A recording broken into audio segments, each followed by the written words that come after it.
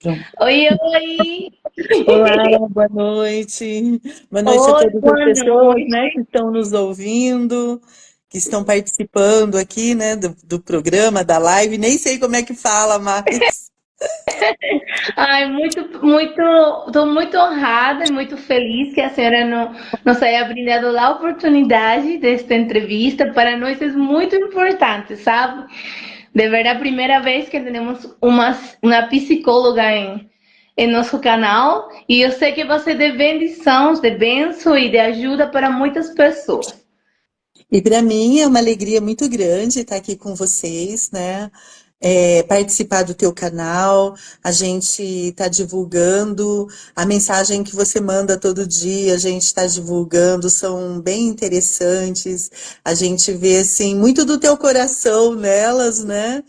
E a gente ter esse espaço para poder falar desse assunto tão importante, né? Tão relevante, um assunto preocupante também. Então, muito obrigado por poder estar aqui e poder participar. Ah, obrigada a você, de verdade. E queria te perguntar se a senhora quer nos falar um pouquinho exatamente. Você é psicóloga, a parte disso, você trabalha exatamente em qual área da psicologia, para que a gente conheça um pouquinho. Uhum. Então, é, eu sou formada há 10 anos em psicologia. Desde a minha formação, eu trabalho com a psicologia hospitalar.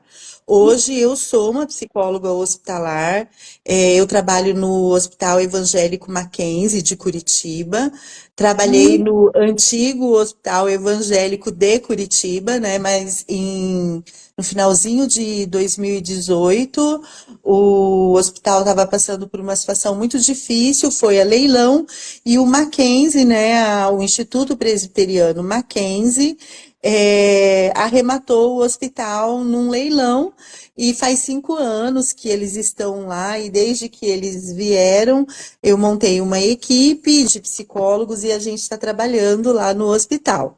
E eu atendo também, de vez em quando vai passar um gato aqui no meio da tela, porque, olha, meu Deus, ele não pode ver eu assim, que ele vem ficar no meio dos braços, sabe? Ele é danadinho. E eu também atendo, né? Faço atendimento. Os atendimentos que eu faço é na igreja. Eu gosto muito de. Eu falo que quem quiser fazer terapia comigo tem que ir lá para a igreja. Mas é que eu só uso a estrutura da igreja, né? Tem bastante sala, então eu tenho uma sala lá que eu faço os atendimentos. E por ser lá, a gente consegue fazer um preço mais social, mais acessível, né? A gente sabe que a terapia ela é importante, mas ela tem uma demanda financeira e tem às vezes as pessoas, né, que têm dificuldades, a gente sabe, né? E aí eu gosto de atender lá também. Então eu De trabalho no maneira como de hospital ajudar as pessoas e que quizás não têm aquele dinheirinho para pagar uma consulta, porque eu sei, é bem custoso. Então, a senhora poderia nos falar um pouquinho que são os transtornos de ansiedade? Exatamente o que é o transtorno de ansiedade e normalmente como ele se manifesta em uma pessoa? a gente trabalha com o DSM-5 hoje, que é o Manual dos Transtornos Mentais, né? Ele é como se fosse a Bíblia, uma Bíblia da psicologia, né? Um manual dos transtornos mentais, e ele tem uma correlação com o CID-11. O CID, ele tem termos mais, ele é mais voltado para a área médica, né, a área psiquiatra, os psiquiatras geralmente que usam mais o CID, os psicólogos usam mais o DSM-5. Mas o transtorno, ele é um desajuste, né, ele é uma disfunção. E aí a gente tem vários, né? A gente tem as disfunções que são propriamente dos transtornos mentais propriamente ditos, que é assim, no nosso cérebro, ele é cheio de atividade eletroquímica, né? Isso a gente estuda lá em biologia, quando a gente está fazendo o ensino médio. Que daí na nossa cabeça tem muitas circuitos neuronais e tem as trocas dos neurotransmissores, das sinapses, toda aquela coisa que a gente vê lá no ensino médio. E quando tem uma falha nesses circuitos, a gente tem um circuito do sono, o circuito da fome, o circuito da atividade sexual, tem o circuito, né, da ansiedade, todos os circuitos. E quando tem uma falha nesses circuitos, é onde se instala a doença mental, né? Quando a gente fala de medicação, a medicação ela vem para estabilizar a questão neuronal, a questão do cerebral, né? Então, tudo que está acontecendo aqui na nossa cabeça, na nossa cacholinha lá dentro. Mas o transtorno mental, ele tem um componente que, por exemplo, se nós pegarmos a cabeça das pessoas e colocarmos num microscópio, ninguém vai ver um pensamento, né? Tem um pensamento aqui na cabeça, mas a gente não consegue ver. Mas tudo que a gente pensa interfere na nossa vida, né? Os nossos pensamentos diretamente interferem na nossa vida. E aí é onde o psicólogo entra. O psiquiatra, ele vai trabalhar, que é o médico especialista em doenças mentais. Aqui vou aproveitar a oportunidade para a gente desmistificar um pouquinho o psiquiatra. Porque Ok. as pessoas falam assim, eu não vou no psiquiatra, eu não tô louca. Eu não vou no psicólogo porque eu Em não tô realidade, louca, sim. né? É muito comum que as pessoas pensemos desse jeito. E eu também era Exato. uma. Exatamente. Eu não tô louca, então eu não vou no psiquiatra, eu não vou no psicólogo. Mas É. assim, olha, o psiquiatra, ele é médico. Ele fez faculdade de medicina igual o ortopedista, igual o pediatra, igual o cardiologista. Mas o cardiologista foi se especializar nas doenças do coração. O pediatra foi se especializar nas doenças infantis. E o psiquiatra foi se especializar nas doenças da mente, da cabeça, né? Então, aí as pessoas falam assim: eu não tô louco. A loucura existe? Existe. E a loucura, ela é a doença mental no seu ápice de gravidade sem tratamento, né? Uma pessoa que tem uma hipertensão, né, uma pressão alta, se ela não trata, ela pode ter um AVC, ela pode ter um infarto e ela pode morrer. Uma Sim. pessoa que tem uma diabetes, se ela não trata e a doença está no seu ápice, lá no hospital a gente vê isso muito. Pessoas amputando membros, o pé, a perna, ficando cega, porque é uma diabetes não tratada.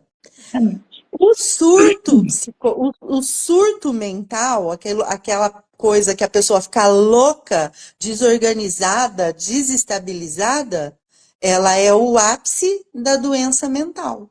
É a doença mental não tratada. Porque daí ela vai evoluindo, a pessoa se descompensa, a pessoa começa a ficar alterada e sem tratamento ela enlouquece. Aí sim ela enlouquece. Então, o ápice da doença mental, a loucura, ela é o ápice da doença mental não tratada. Então, aí vemos o importante que é procurar ajuda, né? Exato. Quando, Uhum. E não quando ajuda eu se perde o psiquiátrica. equilíbrio disso, é muito importante procurar ajuda, né? Antes que ela coisa, antes que o transtorno se convierta em algo pior, né? Exatamente. Aham. A ajuda, ela, de qualquer transtorno, né? Daí, como eu estava falando, o transtorno, ele é uma disfunção, ele é, né, a pessoa que está desestabilizada, né? Pode ser por uma falha de algum neurotransmissor, pode ser alguma coisa, pode ser genético, né? Tem o componente genético, tem o componente do meio, né? Assim como nós temos predisposição para as doenças físicas, nós também temos predisposição para as doenças mentais, né? E em algum momento, essa doença, ela pode aparecer ou não, né? Aí tem N fatores, aí tem a questão genética, aí tem a questão do meio, aí tem a questão de como a pessoa lida, a sua criação, a constituição da sua personalidade, aí tem várias coisas, né? Nunca é uma coisa só. Não dá para dizer, aconteceu isso, por isso é isso. Não é uma causa só. Ela é Pode ser, por multicausal. exemplo, um acumulamento, né, de coisas que desencadenam Exato. esse transtorno. Uhum. E, por exemplo, em lo pouco que eu he leído, he visto que existem diferentes tipos de ansiedade, né? Em meu caso, eu fui diagnosticada como TH, né? Então, eu queria buscar, sabe, aprender um pouquinho mais de que é a TH, sabe? E como a gente sabe se em realidade é TH ou é como dizem, um síndrome de estresse pós-traumático que falam, por muita coisa que acontece. Então, assim, o transtorno de ansiedade, né, ele se divide em vários tipos, né? Então, dentro dos transtornos de ansiedade, a gente tem o TOC, né, que é o transtorno obsessivo compulsivo, que é quando a pessoa ela tem ações repetidas, rituais, ideias obsessivas, é um tipo de transtorno de ansiedade. Ok. A gente tem a TAG, né, que é o que a gente fala de TAG, que é o transtorno da ansiedade generalizada. Esse transtorno em específico, ele é caracterizado por uma preocupação excessiva e persistente. Né? Então, o que acontece? A pessoa, ela se sente nervosa, ela tem um nervosismo e uma preocupação excessiva o tempo todo, em relação a tudo. Às vezes, a gente, né, tratando o paciente na clínica ou mesmo lá no hospital, a gente fala assim, mas o que aconteceu para que desencadeasse essa ansiedade? E às vezes, assim, não é uma coisa traumática, porque às vezes as pessoas associam os transtornos a eventos traumáticos, e realmente eventos traumáticos, eles causam, né, transtornos mentais. Mas no caso da ansiedade generalizada, às vezes é um pensamento muito rapidinho que passou na tua cabeça, pode ser uma música, pode ser uma propaganda de televisão, pode ser uma imagem que veio na tua cabeça, não tem uma coisa específica. E ela aquilo deixa você nervoso, aquilo deixa você preocupado excessivamente e ocupa todo o seu dia, né? Então, assim, o número de dias que a pessoa ela tem mais preocupada é maior do que ela estar tranquila, do que ela estar serena, do que ela se sentir mais calma. Tá? Então, o transtorno de ansiedade generalizado, ele é caracterizado por uma preocupação excessiva e persistente em vários aspectos da vida como um todo. Aí a gente tem a fobia social, né? Que é caracterizado, está dentro da ansiedade, do transtorno da ansiedade, mas é aquela pessoa que tem medo intenso de estar em situações sociais ou no meio de muita gente. Então, ela tem aquilo que a gente chama de fobia social, tá? Dentro dos transtornos de ansiedade, a gente também tem a síndrome do pânico, né? Que são ataques de pânicos recorrentes, inesperados, com sintomas físicos e emocionais. A gente costuma dizer assim, a ansiedade, ela tem um componente mental, mas ela tem um componente físico também. Em geral, a pessoa fica com taquicardia, o pensamento fica acelerado, né? As mãos começam a suar, às vezes sua quente, para outras pessoas sua frio, dá dor de estômago. Então, ela tem os componentes físicos e os componentes psicológicos. Aí, Entendi. o que que acontece? Muitas crises de ansiedade começam a dar ataques de pânico. Porque daí você começa a ter crise recorrente, recorrente, e você começa a ter um ataque de pânico, né? O que que é um ataque de pânico? É aquela situação, né? De medo, de que alguma coisa vai acontecer, e aí vem aqueles sintomas. Muitos ataques de pânico recorrentes, a pessoa acaba desenvolvendo daí um transtorno do pânico, que daí é aquilo que vai assim, sintomas físicos e emocionais intensos e durante muito tempo, tá?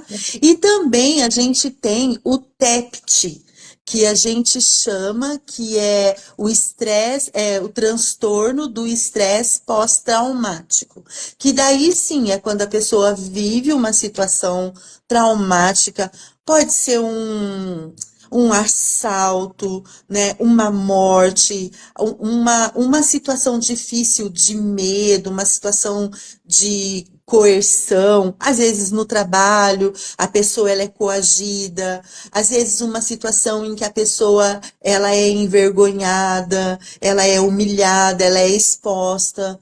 Então, tudo isso pode causar o transtorno, uma ansiedade por estresse pós-traumático, né? Que daí é causado por reação de medo, angústia, e a pessoa começa a evitar vivenciar ou passar por situações semelhantes.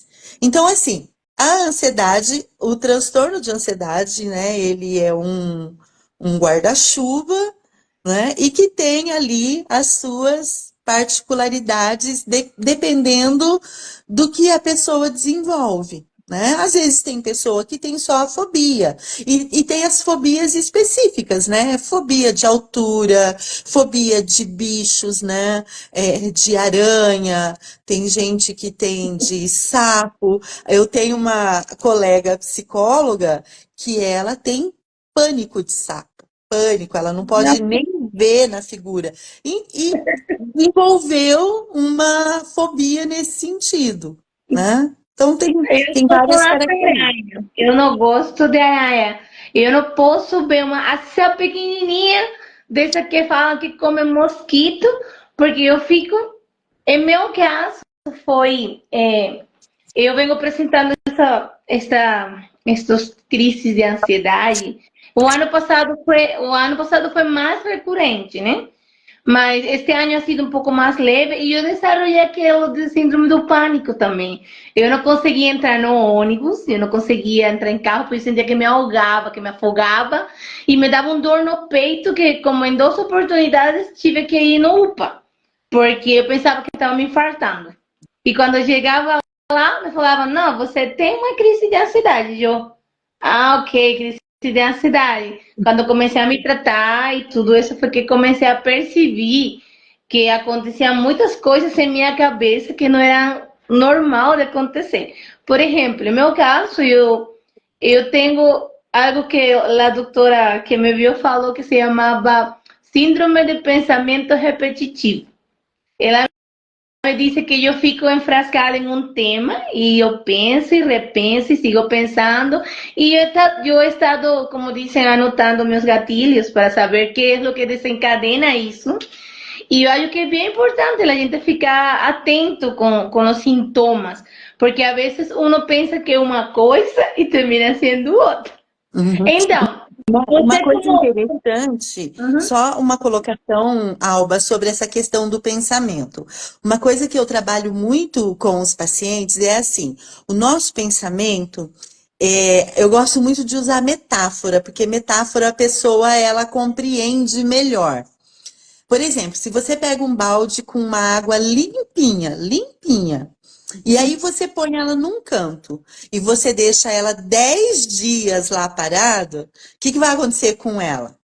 Ela vai feder, ela vai juntar bicho, ela vai apodrecer. O nosso pensamento, ele não pode ser essa água parada, porque é isso que acontece. Às vezes a pessoa ela fica com uma ideia ruminando na cabeça. Eu falo assim que a gente vira vaca, né? A vaca come, come, come, come, aí depois ela para lá, aí aquilo volta e ela fica ruminando aquilo lá, né? Então tem gente que fica assim com um pensamento, né? Aquele pensamento repetitivo, exatamente. Então, o nosso pensamento, ele tem que ser que nem um rio. Sabe quando você chega na beira de um rio com água corrente, que aquela água está sempre correndo, sempre passando? Eu costumo chamar de pensamento fluido. É você deixar o pensamento fluir. É assim que a gente tem que trabalhar. Mas é claro que na pessoa que tem o transtorno de ansiedade generalizada, a característica principal desse transtorno é a preocupação. E daí é aquela coisa que fica, né? O tempo todo ali. E, e qual seria os principais abordagens que a gente pode fazer para melhorar essa condição como tal? Então, o tratamento, né, pensando em termos de tratamento para ansiedade, primeira coisa, a gente tem que entender que a ansiedade, dessa ansiedade que a gente está falando, né, porque assim, ó, todas as emoções negativas que a gente fala, por exemplo, o que que é uma emoção negativa? Raiva, nojo, né, medo. Todas essas emoções negativas. Falar em emoções, até tá tendo filme no cinema, Divertidamente, que trabalha as emoções. Assistam, é um filme maravilhoso, muito legal, ajuda a gente a perceber um pouquinho as emoções. Todas as emoções, elas são importantes. Por exemplo, a ansiedade, ela é uma emoção importante, porque é ela que faz a gente levantar, é ela que faz a gente trabalhar, é ela que faz a gente se movimentar para a vida, né? Ah, eu quero conseguir isso, eu vou atrás daquilo, que nem tem o estresse. Existe o eu-estresse, que é o bom estresse. É aquele estresse que vai fazer assim: olha, eu quero comprar tal coisa, então eu preciso trabalhar para isso. Olha, eu quero conquistar tal meta, então eu vou trabalhar, eu vou fazer, né? Sei lá, quero terminar minha faculdade, então vou estudar, quero conseguir um trabalho, vou sair para procurar. O estresse, ele é um estresse positivo, assim como a ansiedade. O que acontece é quando essas emoções elas vão para um lado negativo, elas são polarizadas, daí elas vão para o polo que são exacerbadas. Então, é uma emoção descontrolada. Aí é onde vem o transtorno, que é essas emoções que nós estamos falando aqui, da ansiedade como transtorno. Aí, o que que eu tenho que fazer? Ela causa sofrimento. Quando que as pessoas vão procurar ajuda? Quando aquilo está causando sofrimento. Todos nós, eu diria que, sei lá, talvez 100% da população, a gente tem em alguma medida algum transtorno. Todo mundo tem. Agora, qual é o problema do transtorno de eu ter que procurar ajuda ou não?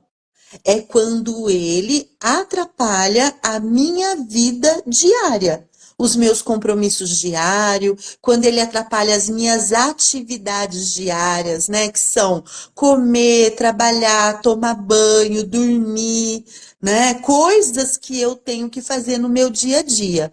Quando o transtorno começa a atrapalhar e ele começa a dificultar a minha vida, quando eu não consigo me mobilizar na vida, aí é hora de procurar ajuda, né? Como que é essa ajuda? Porque os transtornos, eles são classificados assim, não é, eu tenho transtorno, eu não tenho. Ele é assim, o meu transtorno, ele tá leve, ele tá moderado, ele tá grave ou ele tá severo, Ok. né? Quando ele tá leve e moderado, uma psicoterapia com um bom psicólogo, um psicólogo que sabe trabalhar, que você tenha uma conexão ali com a abordagem dele, que você consegue fazer uma vinculação, dá conta. Uma psicoterapia dá conta, tá? Agora, quando o transtorno ele vai de grave a severo, aí ele precisa que entre com a parte medicamentosa, com a parte farmacológica que a gente fala. E aí sim é onde precisa entrar um psiquiatra. Aí o psiquiatra vai entrar, porque às vezes o que que acontece? A pessoa, no transtorno dela, ela não consegue nem chegar no psicólogo, porque ela tá tão envolta naquela situação. Vamos pegar um caso, um transtorno de depressão.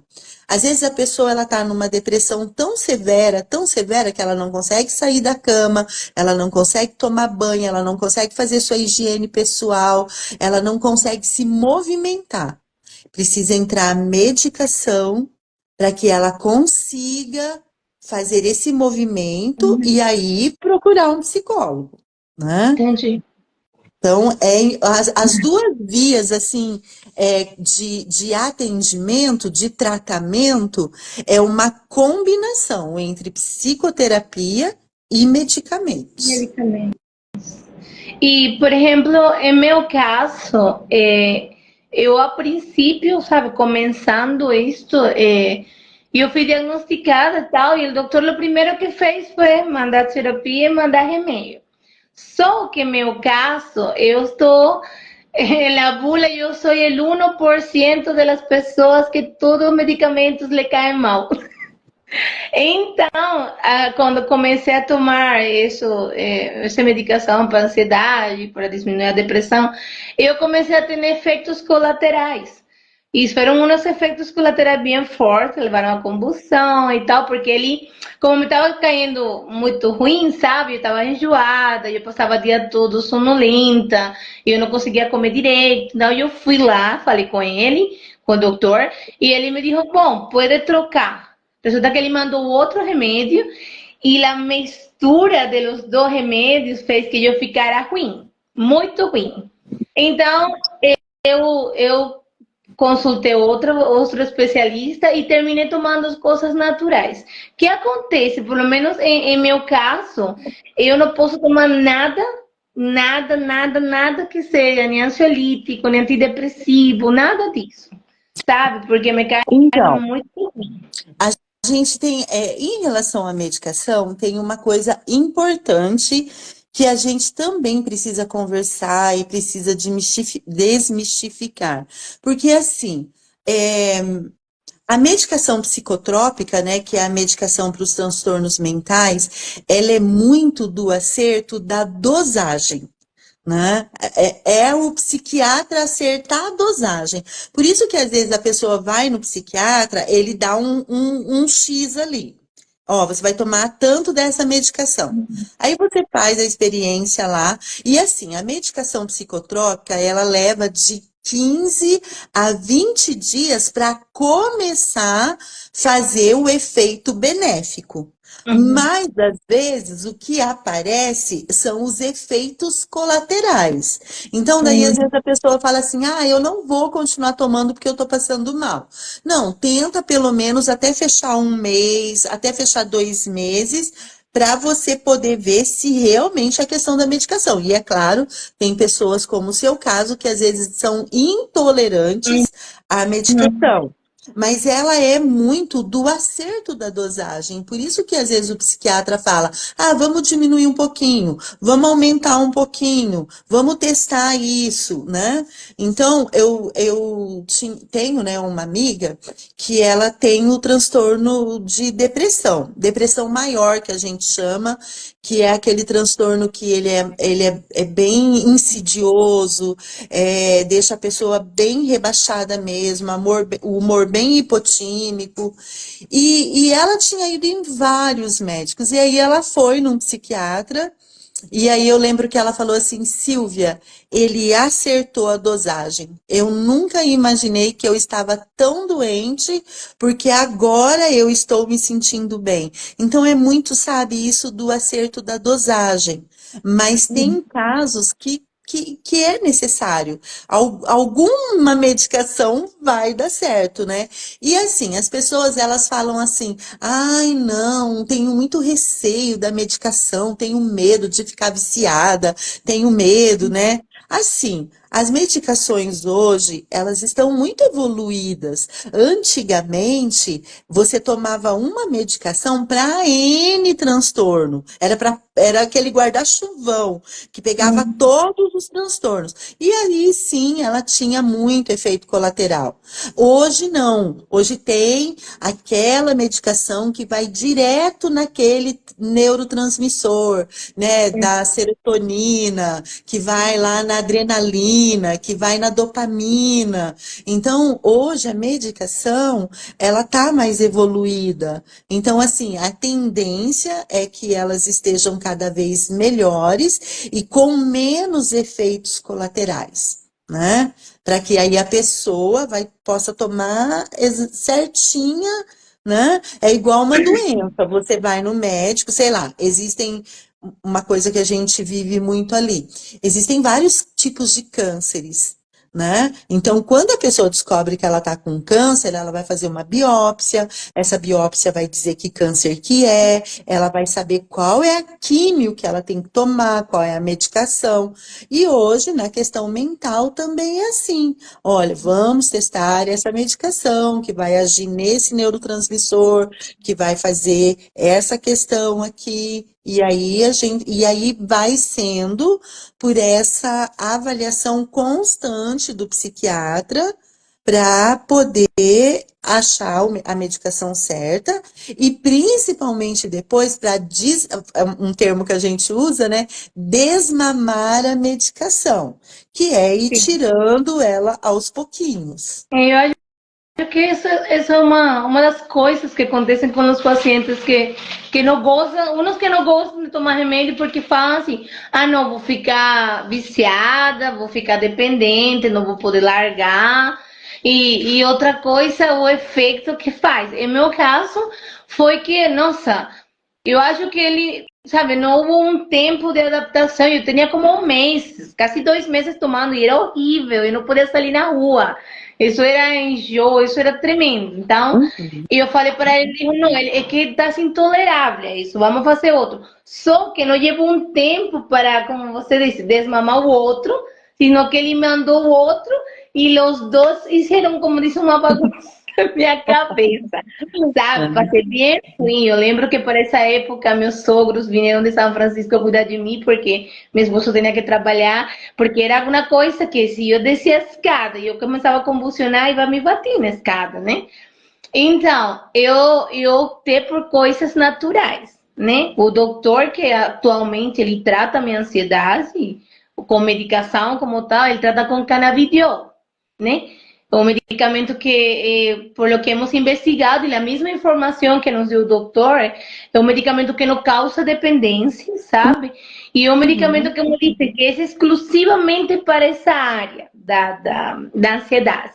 Entendeu? Uhum. Ele não tem aquela THC que é para analgésico, algo assim, que te faz ficar, não que é para dor, algo assim. Então, ele não, ele solamente é canabidol, que vai diretamente à ansiedade. Então, o fim disso é que eu sei que tem muitas pessoas que quizás não estão olhando agora, e para eles é difícil ter que admitir, vamos a dizer assim, aceitar que você precisa de ajuda, que você precisa de fazer terapia. Em meu caso, ainda, eu tenho minha psicóloga, a senhora Silvia, agora, né? Porque não é tenido, é assim, acontece que uno termina se desanimando, porque a vezes uno não dá certo com o doutor, sabe? Então termina fazendo coisas que quizás a lo mejor te deixam um pouquinho mais frustrados. Então você se põe como renuente, como que não quer procurar outro doutor. E aquela coisa que lhe passa a toda pessoa. Todo mundo pensa que quando vou para um psicólogo é porque não está louco. né? Tô louca, tô maluca, então por isso tem que procurar um psicólogo. Agora, depois de um tempo, é que eu aprendi que falei, não, é verdade, eu não tô louca, eu tô maluca, só que eu preciso de ajuda porque hay coisas que eu não posso controlar, sabe? E como falou meu doutor, não é só com medicamento, tem que ir de la mano junto com a terapia, né? Acho Sim, que é eu costumo, primordial. eu costumo dizer assim, porque as pessoas, existe o preconceito, né, em relação à psicologia, à psiquiatria, à terapia, mas assim, eu costumo dizer que terapias são para pessoas fortes. Né? Eu falo isso muito para os meus pacientes, assim, olha, você vir toda semana aqui, olhar, porque a psicoterapia é você olha num espelho, você vê a tua imagem no espelho. A psicoterapia, você vai além daquele espelho, você olha para dentro de si. Uhum. E sim, olhar para dentro da gente não é fácil. A gente vai ter coisas que a gente não gosta. E aí você olhar para isso, você trabalhar essas questões suas e você tá lá. Então, toda vez que os meus pacientes vão, eu falo assim, gente, terapias são para pessoas fortes, são para pessoas que querem se conhecer, né? A terapia, ela tem três objetivos: autoconhecimento, autocrescimento e, em se tratando dos transtornos, remissão de sintomas. Então, ela vai funcionar? Vai. Ela é importante? É. E a terapia medicamentosa, e que é a questão do psiquiatra, eu costumo dizer que é as duas asas de um pássaro. Um pássaro, ele não consegue voar sozinho. Então, às vezes, a gente não vai conseguir só com a psicoterapia. Mas às vezes a gente também não vai conseguir só com a medicação. Vai precisar lá das duas asas, a medicação e a psicoterapia para você poder alçar um voo. Senão vai ficar no chão, né? Verdade. Então é muito importante, né? Sim, Claro, puxando a sardinha para minha latinha, né? Eu defendo muito a terapia. Né? certinho, Mas pessoal. eu sou uma pessoa que eu acredito piamente na terapia, porque o falar é terapêutico. Né? Organiza as ideias, ajuda a pessoa a se olhar, a se perceber, a se ouvir. Então, é importante. É verdade. Eu gostei desse dito da sardinha na latinha. E, por exemplo, você com sua experiência de psicóloga, você me poderia falar, é possível a gente erradicar de uma vez a ansiedade? Sabe? Fazer o tratamento certo, né? Tanto com medicação como terapia, e chegar um momento que já erradica, que já terminou, não vai dar mais, ou ela sempre vai e volta. Assim, ó, erradicar zero não existe para nenhuma emoção. Não existe. É, Aliás, aí a gente entra num outro transtorno, né, que é a psicopatologia no sentido do, ai, agora me fugiu o nome, do sociopata. Agora é sociopata, é psicopata, do psicopata. O psicopata, ele é a pessoa que ele não tem emoção. Né? O psicopata, foram feitos vários testes, tem um médico muito famoso e ele fez um trabalho nos Estados Unidos com vários detentos que haviam cometido crimes hediondos e ele chegou dentro dos estudos dele que o psicopata ele tem uma falha no sistema límbico. O sistema límbico que está aqui na nossa cabeça ele é o nosso sistema das emoções. Então é ele que trabalha com as nossas emoções, né? Aquela coisa de você ver uma situação triste, você se entristecer, de você ver uma situação alegre, você se alegrar, né? De você passar um vexame, ficar com vergonha, né? Uma situação constrangedora e ter vergonha. Mas no psicopata não tem, o sistema límbico tem uma falha, então ele não tem as emoções. Ele pode simular as emoções, ele pode fingir as emoções para conquistar coisas, para conseguir o que ele quer, mas não que ele sinta. Aí, o que que acontece? Então, emoção zero nós nunca teremos. Mas a gente pode ter emoções adequadas, funcionais, organizadas e adaptativas, né? E a ansiedade, ela é uma emoção que ela pode ser adaptativa. Aí o que que acontece? Você vai ter um controle das suas emoções. Não são elas que vão te controlar. É você que vai ter um controle sobre elas, assim como o pensamento.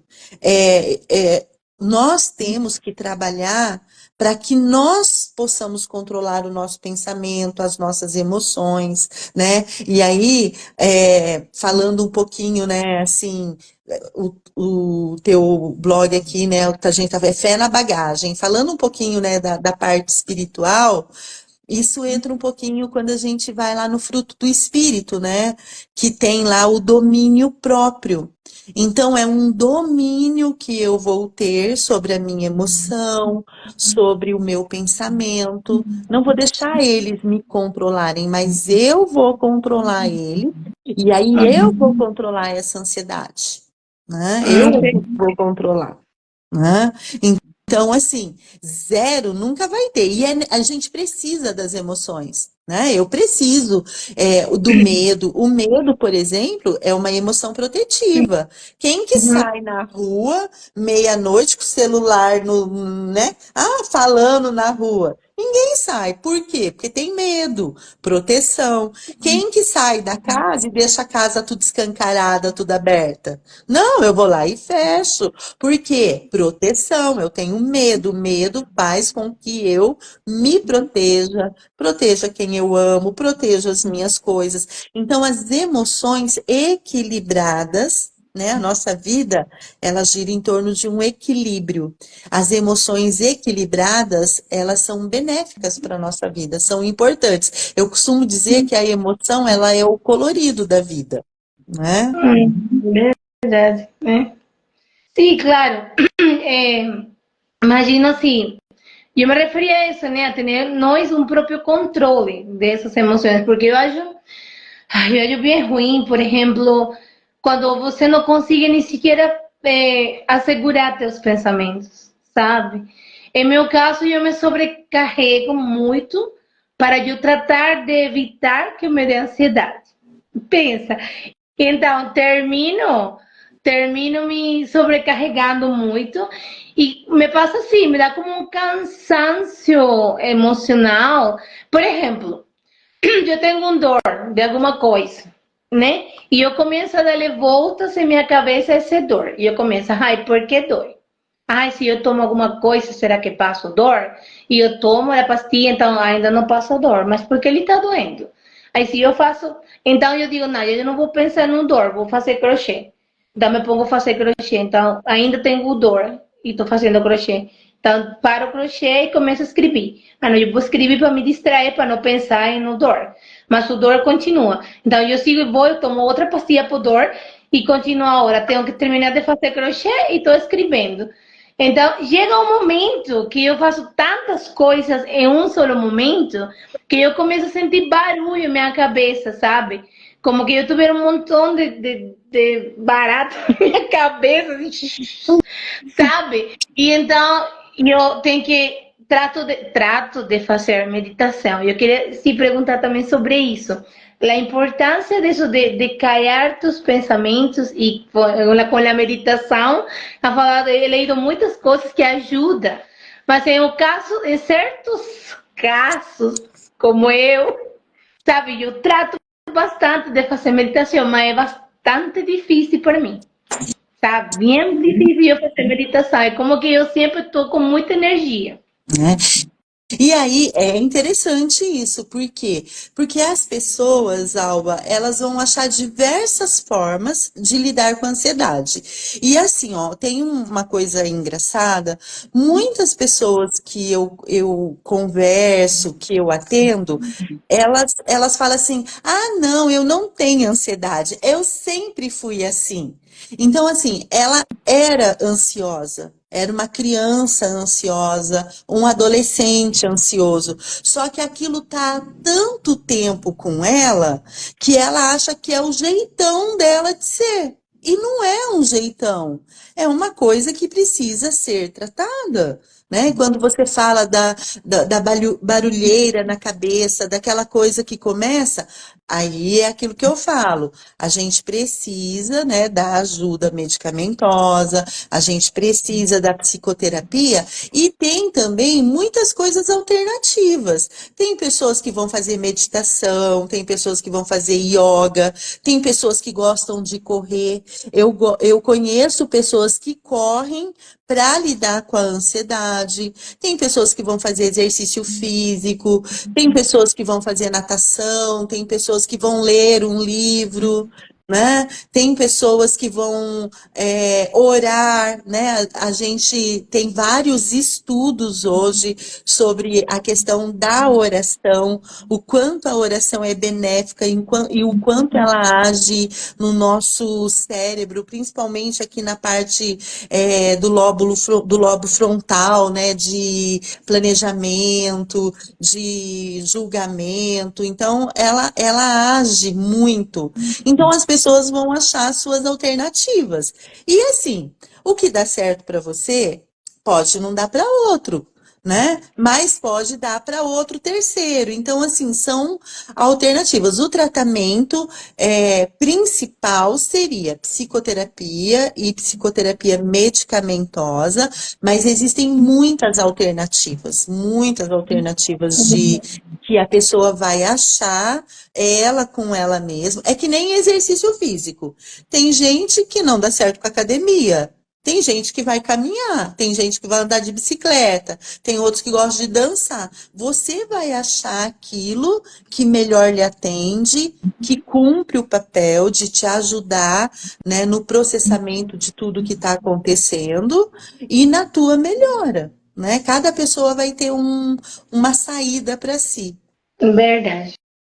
No, y recapitulando un poquito sobre todo el tema para las personas que nos están ouvindo, sabe que é bem importante, sabe? Eu sei, é difícil procurar ajuda por diferentes fatores que estão em nossa cabeça, que a lo melhor não nos permitem aceitar a situação que estamos passando no momento, né?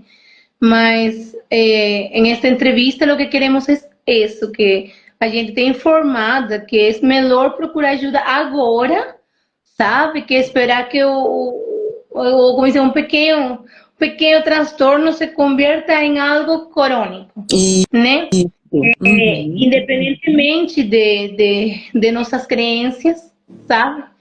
Eu falo para muitas pessoas que eu, aferrando-me à palavra de Deus, eu me sentido muito firme em que eu sei que Deus vai me ajudar também a passar por isso. Sei que como profissionais, às vezes é um pouquinho limitado poder falar de esto junto com a psicologia, né? Mas eu falo para muitas pessoas, Deus colocou os médicos para te ajudar também, sabe? Deus colocou a medicina, que descobriram a medicina para te ajudar.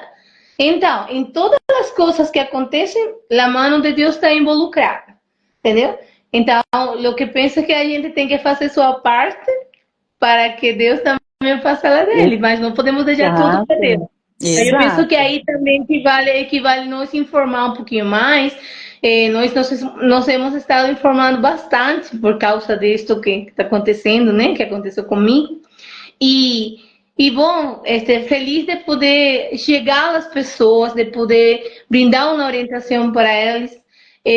Aquilo que também me chamava muito a atenção quando eu comecei com isso foi Sabe, eu pensava igualzinho, assim que, não, é normal que eu seja desse jeito, porque quizás sempre fui desse jeito. Mas chegar a um limite que você não consiga nem sequer se controlar, que começas a tremer, porque estou tremendo, de repente estou sentada quietinha aqui, vendo mi dorama também, e de repente começo com meu coração disparado, e mas eu estou quietinha, eu estou fazendo nada.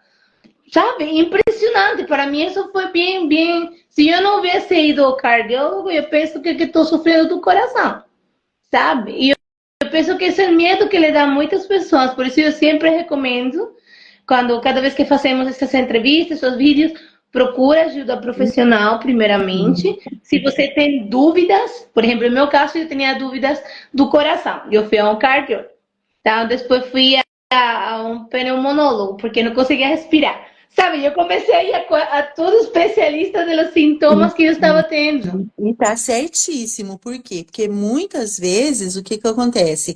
A doença mental, ela é você ir descartando as condições físicas, porque às vezes a doença mental, a ansiedade, principalmente, quando você está tendo uma crise de ansiedade, ela é muito parecida com um ataque cardíaco, né? Teu coração começa, parece que vai sair do peito, a cabeça, você começa a ter aquela falta de ar, você fala assim, meu Deus, vou infartar. Né? E às vezes você está tendo uma crise de ansiedade. Por isso que assim, ó, a primeira regra quando você está tendo uma crise de ansiedade é fazer um exercício de respiração.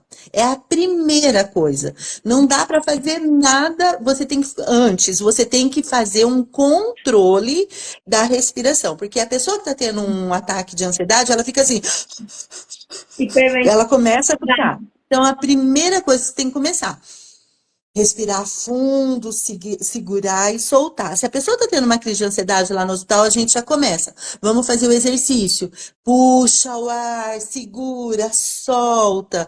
E vai fazendo isso, repetidas vezes. Puxando, segurando e soltando. Por quê? Porque isso daí, quando você começa a respirar normalmente, você oxigeniza o cérebro. Essa respiração entrecortada, você não consegue pensar. E para você pensar, o cérebro tem que estar oxigenado, ele tem que estar bem. Se você está naquela crise de ansiedade, você não consegue pensar. E aí você vai pensar, calma, o que eu tô tendo é uma crise, tá tudo bem, eu tô, né, sei lá, de repente eu tô aqui em casa, eu tô sentada no sofá, eu tô assistindo. Você vai fazendo um exercício mental de conversa com você para você poder voltar no seu normal novamente. Então, as pessoas que têm crise de ansiedade, a primeira coisa na crise é o exercício respiratório, é controlar a respiração. Ok. É o primeiro que se deve fazer à hora de uma crise. Por Exatamente, exemplo, exatamente. a mim me ha acontecido assim. Eu entro em crises, né? Dá aquela acelerada e eu fico como que eu não sei onde estou, eu como que me perdo, sabe? E logo disso, eu sinto que algo como que desce de minha cabeça e eu fico assim toda como cansada, como agotada, como que se eu tivesse feito academia. E eu não sei, sabe? Estuve lendo um pouco que é uma hormona que se libera, né? Para acalmar aquela outra hormona que se ativa à hora de la crise. Você podia me explicar um pouquinho sobre isso? Então, assim, essas questões aí de hormonais, né, um hormônio que libera ou que não libera, essas coisas, seria mais do âmbito da psiquiatria, né? Entendi. O Tá, que porque é pode mais a nível cerebral, né? isso que é mais a questão cerebral. Dentro da psicologia, o que a gente vai fazer? A gente vai tentar trazer a pessoa no controle da respiração, para que ela possa se acalmar, e aí a gente vai começar a fazer, a conversar com essa pessoa, né? Uhum. Geralmente, quando as pessoas na crise de ansiedade, você traz uma distração. Às vezes a pessoa está naquela angústia, naquela preocupação, um distrator, às vezes uma pergunta que foge um pouquinho da situação, daquele meio ali, já faz com que a pessoa se organize, né? Uhum. Você tenta tirar a pessoa daquele quadro de ansiedade, porque o quadro de ansiedade, o que que é? Ele é caracterizado, né? Sentimentos de preocupação e medo que estão tomando conta da pessoa. Aí, às vezes, você faz uma pergunta aleatória, a pessoa, para responder aquela pergunta, ela sai daquele transe ali. E aí é onde você começa a conversar com ela e organizar ela, né? Para Uhum. que ela possa dar conta, para que ela possa se reconhecer no quadro de crise, que ela pode entender que é uma crise de ansiedade, que ela pode ter um controle sobre aquilo, e aí você vai dando, empoderando aquela pessoa para que ela possa ter um controle.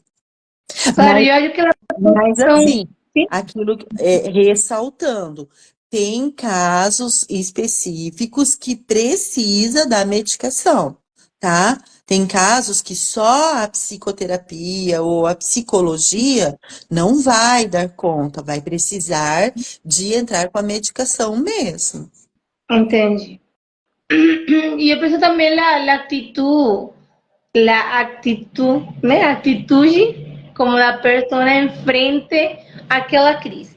Porque, por ejemplo, llega un momento que ha dado tanta crisis que cuando ya viene la crisis, ya você sabe que viene la crisis, ya você sabe que no va a morir, ya você sabe que eso va a pasar, então você se posiciona.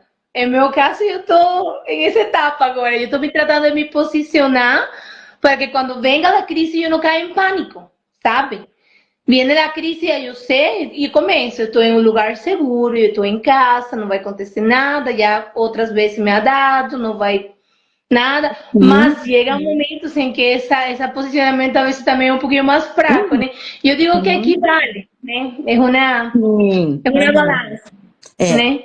E assim, quanto mais você vai se conhecendo, né, que nem você falou, ah, eu já sei que ela tá vindo. E aí, assim, ó, uma coisa legal é tentando estratégias, você, né, ah, eu tô num lugar seguro, então eu tô no sofá, vou ficar quietinha, vou deitar, né, ah, vou colocar uma música, você vai vendo qual estratégia que funciona melhor.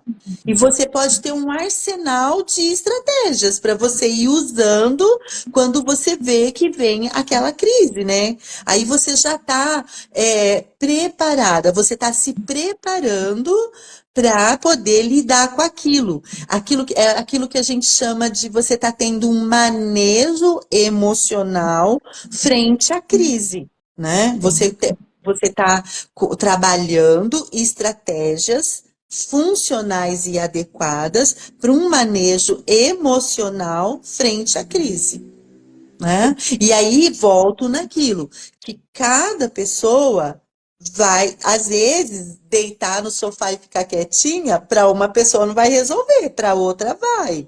Às vezes, ir lá e colocar uma música, para uma pessoa vai ajudar, para outra não vai. É, assim, eu acho engraçado, né? Porque tem várias músicas de relaxamento, né? E eu sou o tipo de pessoa que eu não posso ouvir música de relaxamento com barulho de água. É uma coisa que me deixa extremamente irritada, barulho de água, né? E Sério? tem gente que assim adora, né? Tipo assim, nossa, entra num nível hard de relaxamento ouvindo barulho de água. Para mim já não é uma coisa que funciona. Me deixa extremamente irritada, né? Só Que da ver- chuva, só barulho de quando tá chovendo mesmo, ainda olha lá, né? Mas É, de água, eu do sou com rio aquele barulho de correndo. flauta, sabe? Aquela de meditação que é como de flauta. Meu Deus, eu não consigo, não. Sinto como Então, que algo e não consigo, digo, é para relaxar, para deixar a gente mais estressada, sabe? E exato. é por isso que cada quem tem Vai sua preferência. achar a sua forma, né, de lidar. Imagina, meu rock cristal pesadão ajuda bastante. Olha, eu estou muito feliz, de verdade. Para mim foi uma honra e um honor tenerte aqui com nós. De verdade, espero que esta entrevista llegue a muitas pessoas e possa ajudar, possa aclarar suas dúvidas, de verdade. Bom, atualmente, né, que a gente vive em um mundo que está acelerado, e depois da pandemia, que todo se intensificou más las cuestiones emocionales, por la gente estuvo fechada y todo eso. Olha, de verdad yo pienso que cada día precisamos más, como se dice, incentivar a las personas a se educar, né, se reeducar com a saúde mental, Sim, né, porque por causa daquele descuido é que hay tanta agora, sabe, tanto problema psicológico agora. Obrigada por estar aqui conosco. De verdade, muito feliz e muito honrada por sua presença aqui conosco em Fé na Bagagem. A las pessoas que nos estão vendo, né? Estamos muito gratos por ficar aqui conosco. Esta entrevista, como falei para muitos, vamos subir a nossas diferentes redes. Podem nos seguir em nosso canal. Estamos em YouTube, estamos em Instagram, estamos em TikTok também. Aparte, temos um blog, né? Que também é maravilhoso e é de bendição para muitas pessoas, mas também muita bendição para mim, né? De verdade, obrigado pelas pessoas que nos acompanharam, obrigada, minha irmã linda, de verdade, estou muito feliz, graças. Obrigada por darnos esta oportunidade, Bonnie. Espero que mais na frente podamos ter alguns outros programas mais para seguir ajudando as pessoas a que superem pouco a pouco esta, ¿cómo se llama? Estos trastornos y estos problemas de la saúde mental. De verdade, espero que passe boa noite. Mando um beijo para vocês que estão aí, beijo para você, minha irmã Silvia. Muito obrigada, tá, por estar conosco. nossa, eu quero dizer que foi uma alegria, foi um prazer, foi muito gostoso estar aqui falando de uma coisa que eu sou muito apaixonada, que é a minha profissão. Eu sou muito grata a Deus, assim, o meu coração é sempre agradecido a Ele por ter me permitido me formar, por ser psicóloga, por poder trabalhar, né, com as questões mentais.